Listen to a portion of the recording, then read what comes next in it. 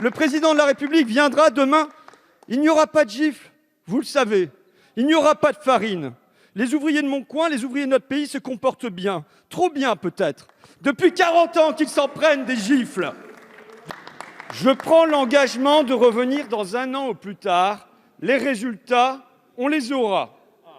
C'est le président de la République, Emmanuel Macron, qui faisait cette promesse le 22 novembre 2019 dans l'usine Whirlpool d'Amiens.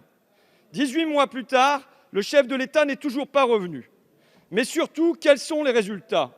Nuls. Aucun. Whirlpool a fermé. Le repreneur WN a fermé. Maintenant, c'est Ageco, le repreneur du repreneur, qui a fermé. Après 3 reprises en 3 ans, après 3 visites présidentielles, il reste donc, en tout et pour tout, 3 anciens salariés de Whirlpool. 3 sur 286, voilà le résultat. L'avenir industriel est garanti, assurait pourtant le chef de l'État. C'est un cluster formidable, et patati et patata. Ce jeudi, le président de la République sera en visite dans la Somme. Mais les ex-Whirlpool, Emmanuel Macron ne les rencontrera pas, il les évitera. Les ouvriers se rassembleront donc demain pour protester pour un barbecue sur leur parking. Quel ministre viendra? Quel ministre ne les fuira pas? Monsieur Ruffin, je reconnais bien là votre style. Interpeller devant les caméras, mais être absent lorsqu'il faut chercher des solutions.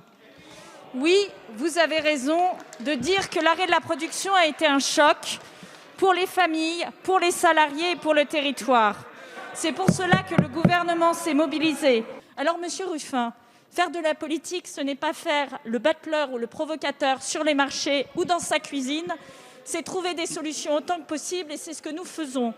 Les habitants des Hauts-de-France méritent des démagogues de droite et de gauche, méritent bien mieux que des démagogues de droite et de gauche, ils méritent des gens qui s'occupent d'eux.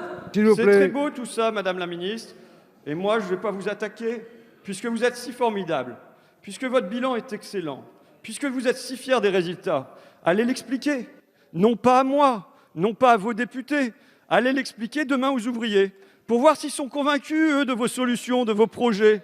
Pour tout ça, aujourd'hui, vous êtes applaudis ici. Mais demain, devant les travailleurs, vous viendrez demain, le ministre de l'économie viendra demain, le président de la République viendra demain.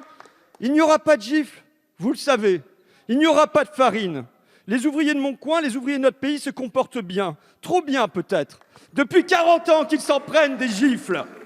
Depuis 40 ans que vous citiez des accords de libre-échange avec l'Inde, avec la Chine pour mieux délocaliser leurs usines. Et vous continuez.